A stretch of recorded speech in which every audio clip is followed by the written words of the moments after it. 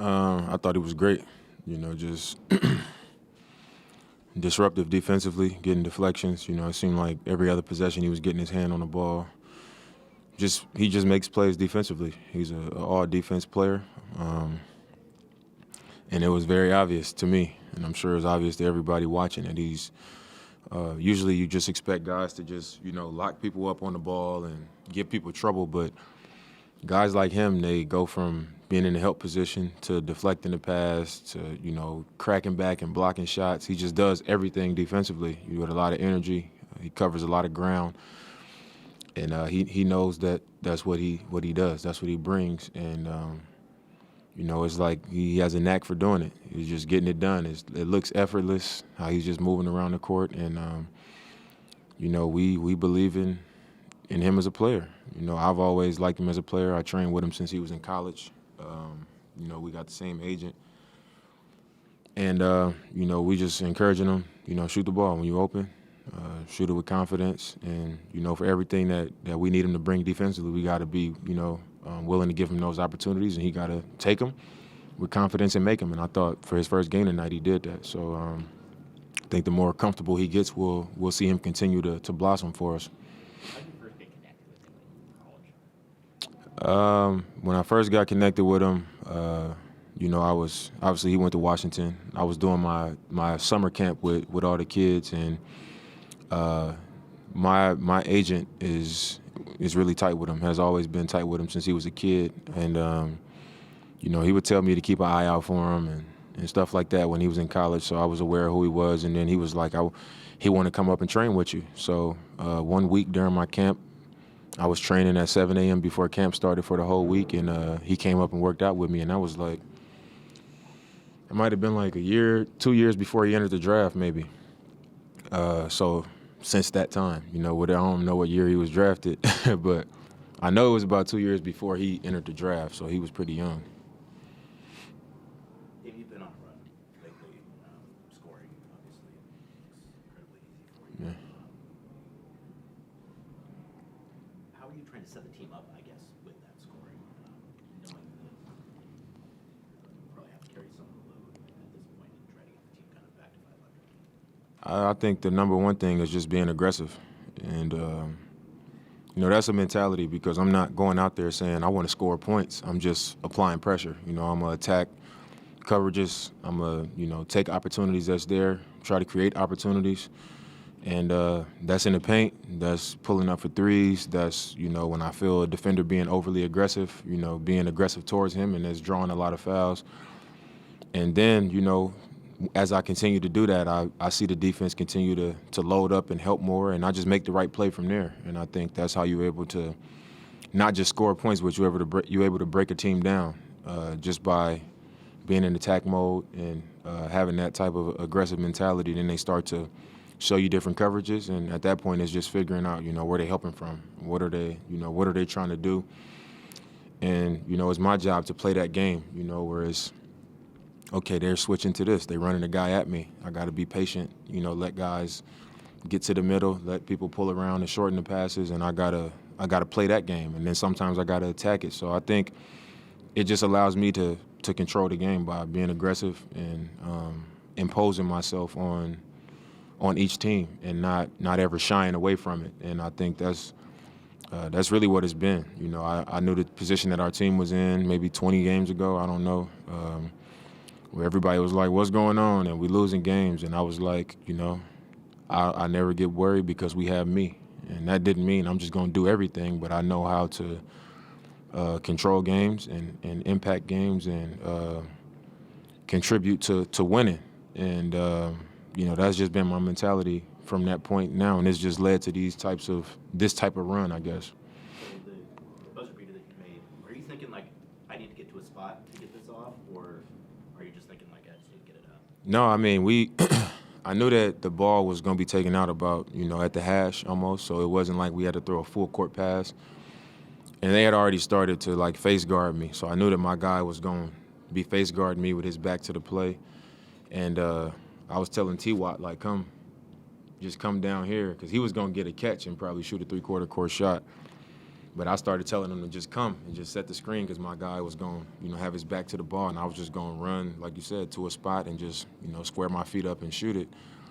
And when I was telling him, I heard Chauncey like, whoa, whoa, whoa, whoa. Like, he didn't want something crazy to happen. But I was like, I think we're going to be all right. So they played it how I thought they would. He was face guarding me. T-Watt ran right up on him, and I just, I came right off, and I pretty much just had to get my feet set. And, I shoot those type of shots, when I'm training and when I'm working out for fun all the time. And I just let it go. And, it turned out how I thought it would. I knew I would at least get a shot up and just happened to go in.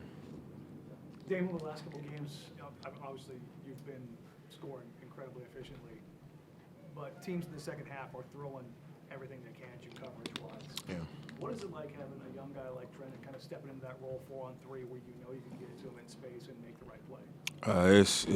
It's a weapon for us, and it's the reason why guys like that are so valuable in the league, especially with it being such a guard-driven league, because when teams start to throw random coverages and so much attention at us, you got to have somebody that you can get the ball to that has good feel for the game. They understand what's happening. They have confidence.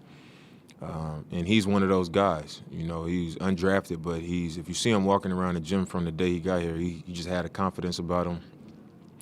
And sometimes you just got to be a little bit delusional about who you are as a player. And I think he's a good player, but in his mind, I think, when he came in, everybody was looking at him like he thinks he's a lot better than he is right now. And it's in his favor, and you got to be that way when you come in this league to survive. And, I think it's just really shining through for him right now because he's getting the ball in the middle of the defense. He's looking off the backside. He's hitting floaters. When they send two guys to load up and he's popping back, he's making the threes. He's just making the right plays, and it's really important when teams get a ball that type of attention to be able to capitalize on the backside when the ball gets to the middle. And he's the best on our team at doing that, once he gets it in the middle. So it's been huge for us. Why do you think it's so rare to have that skill set? I'm not sure. I think it's you just have to be kind of a gamer. You got to be okay with making mistakes. You got to be okay with the pressure of making decisions. And I think in the first half of games or games that are widespread, a blowout or whatever, it's easy to be that guy. But when you got to make the decision over and over and over, a few passes get tipped, you miss a few shots, the defense trick you a few times, you can kind of start to get down on yourself, and now it's like you don't trust yourself. And I think that's why it's tough. Like I said, you got so many guards in the league that end up getting that type of attention, and the pressure goes from the guard who's getting that attention because, you've done your job. You've done enough to make them react to you in a certain way. And now you basically are coming off of the ball, and that job becomes somebody else's job, to make the right plays and to break the defense down after that. And, a guy like me, I need those plays to happen so that they can't just take me out of the game. So I think the reason why you don't have a lot of guys that are able to do it and good at it is because it comes with a lot of pressure and a lot of responsibility within the game. So that's where that confidence that he has comes in. He can continue to play in that role. So. It almost seems like what you were just saying about him being thinking he's better than he is. Usually when you hear a guy about a player like, oh, this guy thinks he's way better than he is, usually he just comes in and is taking 30 shots a game. It almost seems like that I guess irrational confidence, if you will, is kind of more channeled into doing those other things like making passes that maybe people think he can't make. I mean, he just gets it. Yeah. It's it reminds me of when I was in 5th grade and 6th grade, and my AAU coaches was teaching us help side defense and shrinking the court and passing the ball ahead and making the extra pass. So a lot of stuff that they communicate to us as NBA players, I literally remember being taught these things as a kid. So that's why I'm always thankful for my AAU coaches, Raymond Young and Phil Taylor and Dame Jones, because as you get older, those things just become instinctual. You just know what to do, and you have confidence in that because you start to realize that everybody wasn't taught those things. So what's natural to him and what he really believes in because of how he was taught the game is really in his favor. You know what I mean? And that confidence is like what you got to have. So, you know, he didn't play for a stretch of games, and then now we need him. And because of how he feels about himself, he's able to go out there and do it. I mean, Draymond Green is another example. You know, I remember when me and Draymond first came in the league, he would be like, man, I should be playing, and I could be doing this, and I could be doing that. And, you know, people thought he was crazy too. I mean, nobody remembers, but people thought that about him too until they threw him out there and he started, you know, averaging 9 assists and was basically the engine to that team. So I'm not comparing the two, but, you know, it's that same mentality and that, you know, that confidence and belief in itself. Dame, we see you this season so easily dropping those 40 games, and just like today, 33 minutes. And would you sometimes like to play longer to chase your own career high records, or do you have to like going out and just get some rest? I mean, we got another one tomorrow, so I wasn't mad about coming out tonight. But I think typically in my career, I've always looked at it like when you start to chase things, you know, it's not goodwill, you know what I mean, or good fortune. It's I've had a lot of opportunities to like, oh, you got 59 or you got 49 or whatever, and like the team is telling me like, go get the ball, and I'm just like,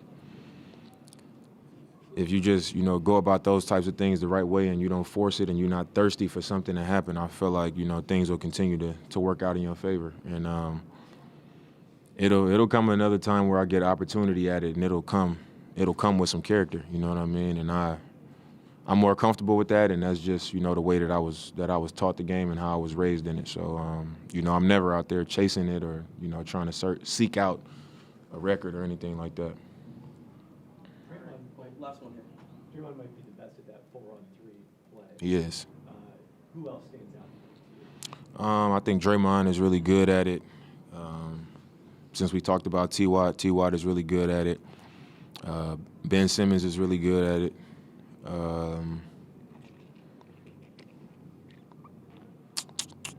Who's somebody else?